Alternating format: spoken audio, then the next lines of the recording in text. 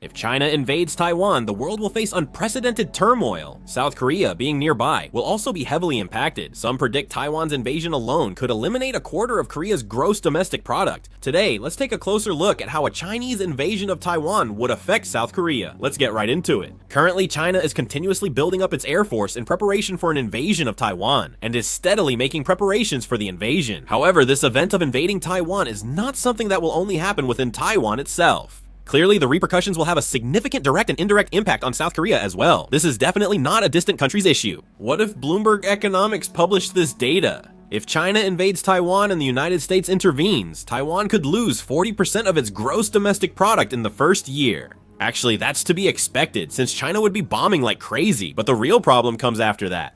The main country would lose 40% of its gross domestic product, while South Korea would lose 23.3%. China is expected to lose 16.7%, Japan 13.5%, and the United States 6.7% in order of economic impact. Some predict South Korea could face a worse economic impact than China, despite China being directly involved. In war, South Korea would mainly suffer from disrupted semiconductor production, then trade and finance impacts. They stress that a halt in Taiwan's semiconductor production would instantly impact South Korea's semiconductor output too. Even without actually invading Taiwan, just imposing a blockade on Taiwan would have the same effect. They estimated South Korea would also be affected, with electronic production dropping 85%. Above all, the fact that all of South Korea's trade routes would be blocked is a huge problem. 90% of our crude oil imports travel through the Strait of Malacca and the Taiwan Strait. If this trade route is blocked by war, our economy, security, and energy will face severe consequences. Additionally, 42.7% of Korea's trade goes through the Taiwan Strait, so a blockade could cause major problems for its economy.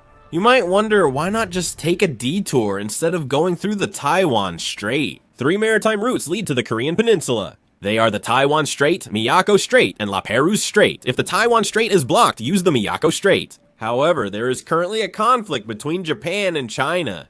Japan says it will intervene if China invades Taiwan. China has strongly protested, even threatening to attack Japan's mainland. But if this continues, even the Miyako Strait will be blocked since the war would reach Okinawa. Ultimately, the only choice is to go around to the Japanese mainland through the La Perouse Strait, which is just 40 kilometers wide. Is passage there controlled by Russia and Japan even in peacetime? As a result, there is little international cargo traffic here, and the sea is impassable in winter due to freezing. Because of this, there's even a possibility that Korean trade itself could come to a complete halt in the worst case scenario. Also, according to a report titled The First Battle of the Next War, released by the United States think tank, the Center for Strategic and International Studies, the report reveals that if China invades Taiwan, the United States, China, Taiwan, and nearby countries like Korea and Japan would all face material and human losses. What is particularly noteworthy here is that a significant number of combat flight squadrons stationed with the United States forces in Korea are expected to be mobilized and participate in the battle.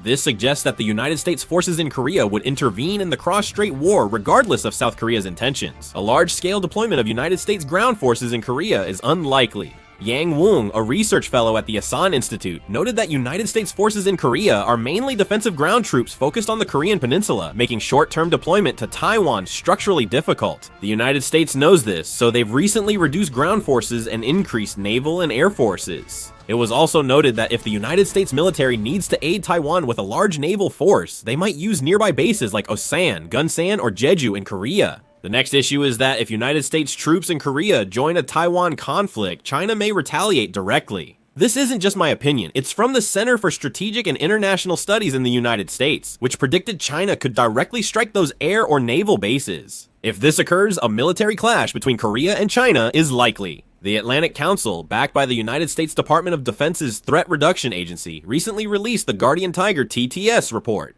This report is about a simulation that predicts what would happen if a conventional war breaks out between the United States and China when China invades Taiwan. In this simulation, a scenario was assumed where China strikes the Korean Peninsula. The United States has already anticipated that the Korean Peninsula could be attacked if a Taiwan Strait war breaks out, and has even run simulations in advance. On top of that, if an invasion of Taiwan occurs, it's highly likely that the United States will directly pressure South Korea to participate in the war. Especially if Taiwan is invaded, it's highly likely that it will not only affect Northeast Asia, but also have an impact on the entire world. As I mentioned earlier, according to data from the economics, an invasion of Taiwan could erase $10 trillion, about 10.2% of global gross domestic product. This is much higher than the 5.9% drop in global gross domestic product from 2020 and 2020. A blockade alone could reduce gross domestic product by about 5%. China invading Taiwan would be a world-shaking event.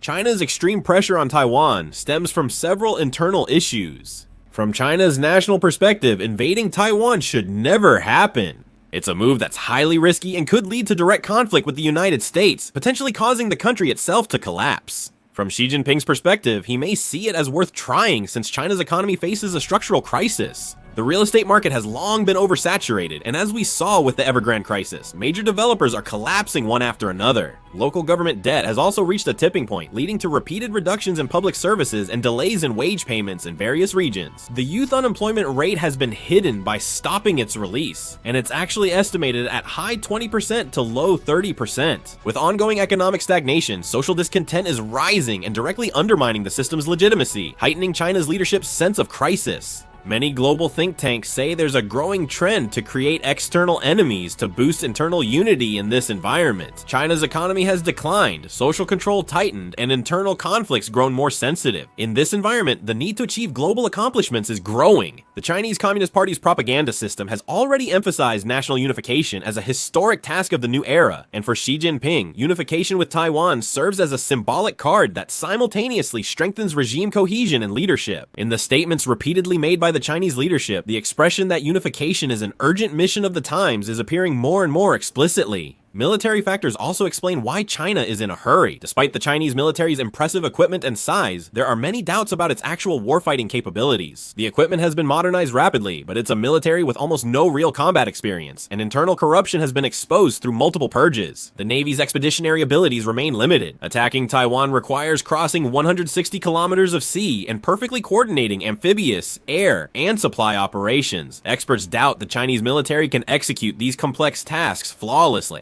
Due to internal issues, China faces increased pressure to pursue unification sooner. Over time, China's economy weakens, United States and allied scrutiny tightens, and Taiwan's defense grows stronger. From China's view, this structure means now is the only feasible time. In this unstable structure, rational judgment is overtaken by political calculations and the logic of regime preservation, and as a result, the possibility of the extreme choice of invading Taiwan is gradually becoming more realistic. That's why invading Taiwan must be avoided, but the main issue is Taiwan's apparent lack of commitment to boosting its own defense. President Lai Ching-te of Taiwan is boosting military power by raising the defense budget, adding 58 trillion won on November 26. And there's also a vague belief that other countries will help. In fact, in a public opinion poll conducted in April 2023, if war breaks out across the strait, 55% of respondents think the United States would send troops to help Taiwan. This is Taiwan's highest public opinion poll figure ever recorded. Currently, people in Taiwan believe that even if a cross-strait war breaks out, the United States will help Taiwan anyway. The reality of the 269th Mechanized Infantry Brigade Taipei's Elite Defense Unit was shocking. Reportedly, main combat equipment like tanks and command vehicles had over 90% operational rates on paper, but field inspections showed less than half were working. The operational rate was just 30-50%, with some equipment left unattended for years, rusting or missing parts and becoming inoperable.